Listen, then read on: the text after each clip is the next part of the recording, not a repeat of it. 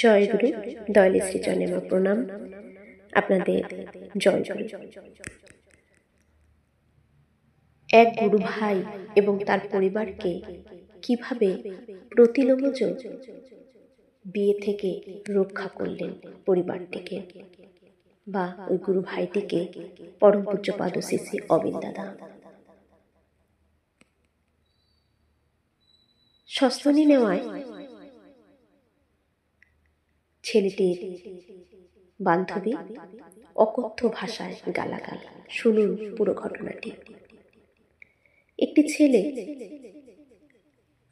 একটি মেয়ের সাথে তার সম্পর্ক, কিন্তু এই বিয়েটি হলে প্রতিলোমজ বিয়ে হবে। সে কারণে ছেলেটির পরিবার ছিল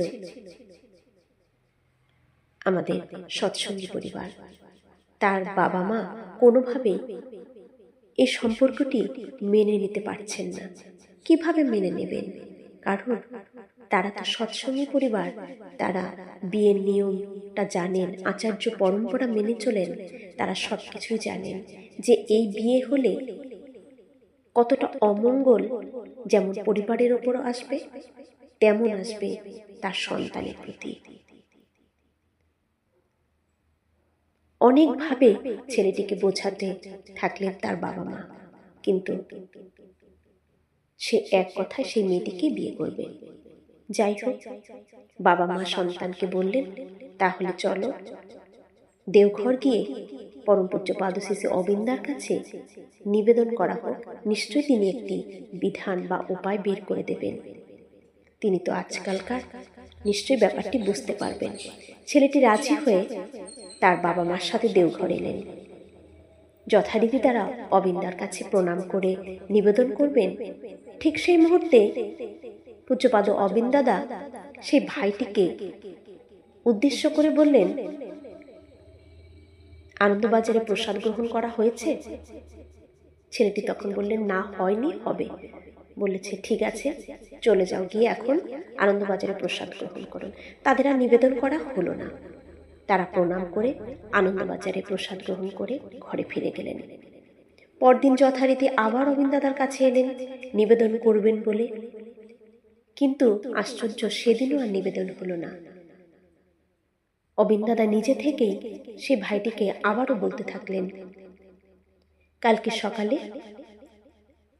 একদম জল গ্রহণও করা যাবে না, জল গ্রহণ না করে তিনি যেন চলে আসেন সস্তনী নেওয়ার জন্য। অবিন দাদার মুখ থেকে এই কথা বেরোনোতে সেই ভাইটি মানা করতে পারলেন না, সে রাজি হয়ে গেলেন। পরদিন যথারীতি তিনি সস্তনী গ্রহণ করলেন।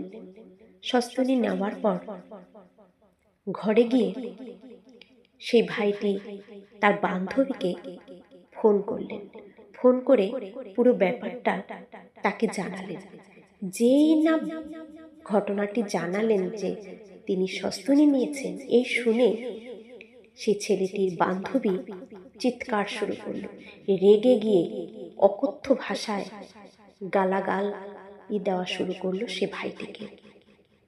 তখন সেই বান্ধবী বললেন, আজ থেকে তোমার সাথে আমার কোনো সম্পর্ক নেই, কারণ এখন থেকে সে পুরো নিরামিষভোজী হয়ে যাবেন। ছেলেটি নিরামিষ গ্রহণ করবেন। সেই মেয়ে সেটা মেনে নিতে পারলেন না, অকথ্য ভাষায় গালাগালি দিয়ে সম্পর্ককে শেষ করে দিলেন। তখন ছেলেটির মা জিজ্ঞাসা করলেন, কি হয়েছে? তুমি ফোন রেখে সে ভাইটি কাঁদছিলেন, তুমি এত কাঁদছো? তখন লজ্জিত হয়ে মাকে সব ঘটনা জানালেন। এই হচ্ছেন শ্রী শ্রী অবিন দাদা ঠাকুরের লীলা। আচার্য পরম্পরার মধ্য দিয়ে ঠাকুর যে লীলা করছেন, দেখুন কিভাবে পরম পূজ্যপাদ শ্রী শ্রী অবিন দাদা, তার কাছে তো নিবেদনও করা হয়নি, কিন্তু তিনি বুঝেছেন যে এই প্রতিলোমজ বিবাহ থেকে কিভাবে রক্ষা করবেন এই সৎসঙ্গী পরিবারটিকে।